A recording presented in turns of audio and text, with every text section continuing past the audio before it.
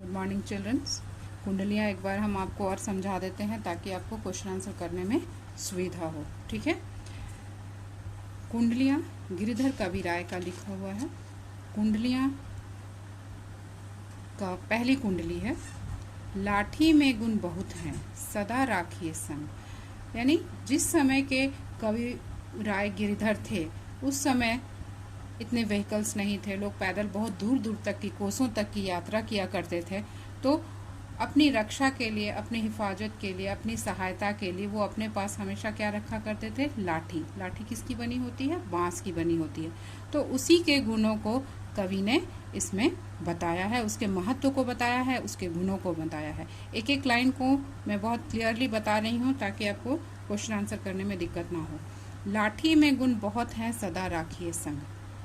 कवि का कहना है कि लाठी में बहुत गुण होते हैं, इसलिए उसको हमेशा अपने साथ रखना चाहिए। गहरी नदी नारी जहाँ तहाँ बचावे अंग। यदि रास्ते में आपको गहरी नदी मिल जाए, नाले मिल जाएं, तो वो आपकी जान बचाती है, आपके अंगों को, शरीर के अंगों को बचाती है। यदि गहरी नदी है तो आप लाठी के सहारे आराम से उसको पार कर सकते हो। कोई नाला मिल गया जो बहुत गहरा है, पानी तेज है, तो उसको भी आप लाठी की सहायता से पार कर सकते हो। तहाँ बचावे अंग झपटी कुत्ता कह मारे। यहाँ कुत्ता का मतलब ये नहीं कि तुमको डॉग ही मिल जाए रास्ते में, और कोई जंगली जानवर भी, क्योंकि जैसा मैंने कहा कि पहले जंगल वगैरह बहुत हुआ करते थे, आज की तरह नहीं था, रास्ता बना हुआ नहीं रहता था।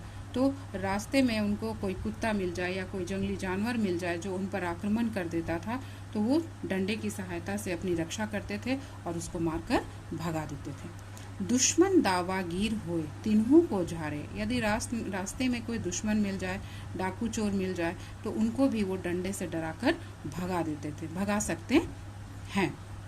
कह गिरिधर कविराय सुनो हो धूर के बाठी। गिरिधर कविराय का कहना है कि सुनो हो धूर के बाटी। धूर के बाटी, ध्यान दीजिएगा, धूर के बाटी, क्योंकि लोग पैदल चलते थे, धूल में चलते थे, उनके पैर धूल से सन जाते थे, इसलिए उनको धूर के बाटी कहा गया है। क्योंकि पहले पीच सड़क या कंक्रीट की सड़कें नहीं हुआ करती थी, पैदल ही लोग पगडंडी पर चला करते थे, खेतों के पगडंडी पर चला करते थे, या जंगल के रास्ते से बीच से होकर गुजरते थे। तो वो सारे रास्ते कच्चे होते थे, धूल से भरे हुए होते थे, इसलिए राहगीर को, पथिक को, जो लोग पैदल जा रहे हैं, चल रहे हैं अपने गंतव्य तक पहुंचने के लिए, अपनी मंजिल तक पहुंचने के लिए, तो उनको धूर के बाठी कहा गया है। यानी पथिक, राही, राहगीर भी बोल सकते हैं। सब हथियार न छाड़ी हाथ मह लीजिए लाठी।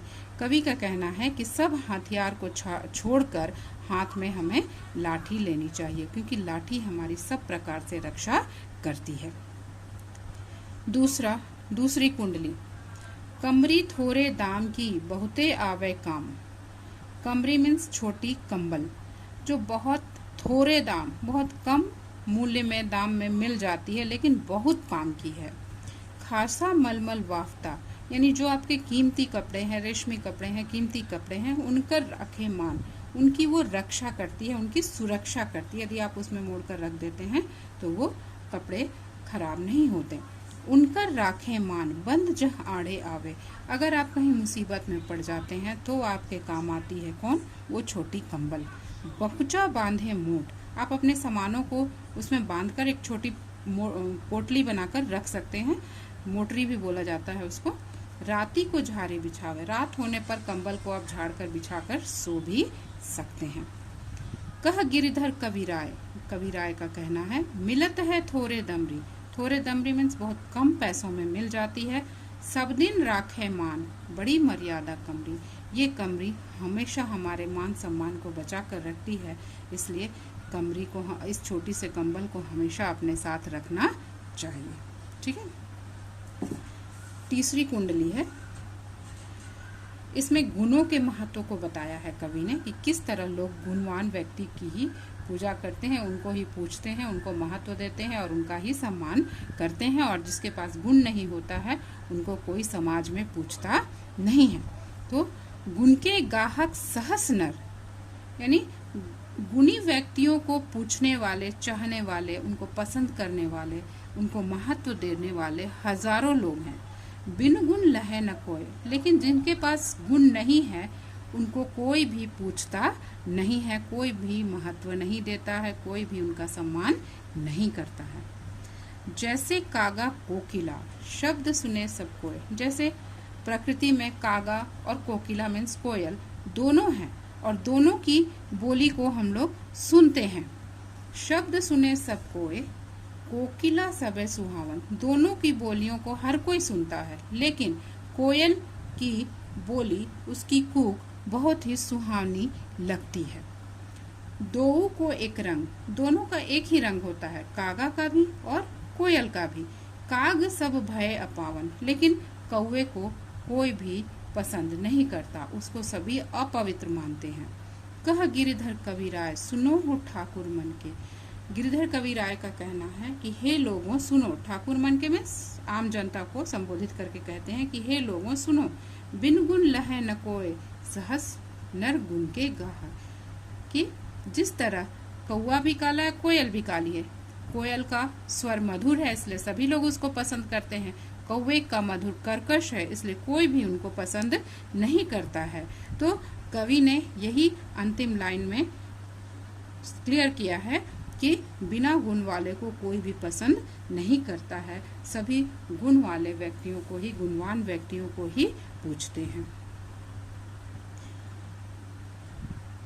ठीक है बच्चों, अब आते हैं हम लोग 4 नंबर में। हम बहुत ध्यान से इसको इसलिए पढ़ा रहे हैं ताकि वीडियो आप बार बार देख सकते हो और क्वेश्चन आंसर को क्लियर कर सकते हो। फिर भी अगर कोई डाउट हो तो पूछ सकते हो।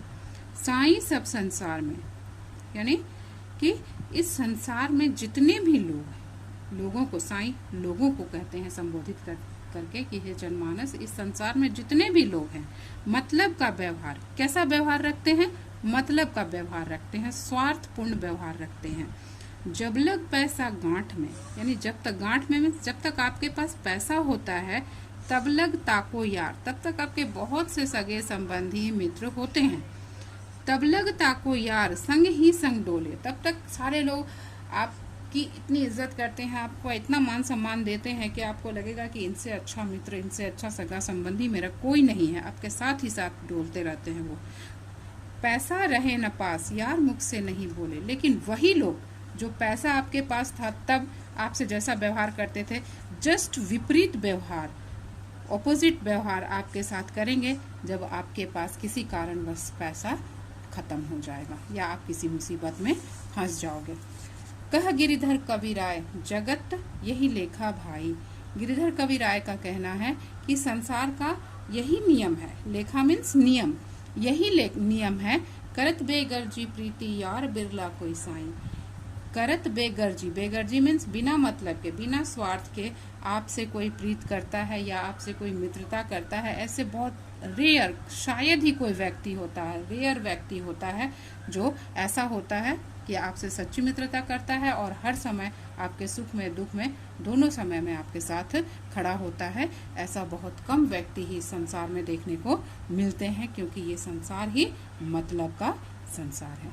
ठीक है ना बच्चों, ये 4 मैंने आपको अभी सिर्फ 4 ही बताया है ताकि आप इसको बार बार देखो और अच्छे से समझो और क्वेश्चन आंसर को बहुत सुंदर राइटिंग में पेंसिल से कंप्लीट करोगे वर्कबुक में। ठीक है ना, और कुछ नहीं समझ में आए तो पूछोगे। Thank you.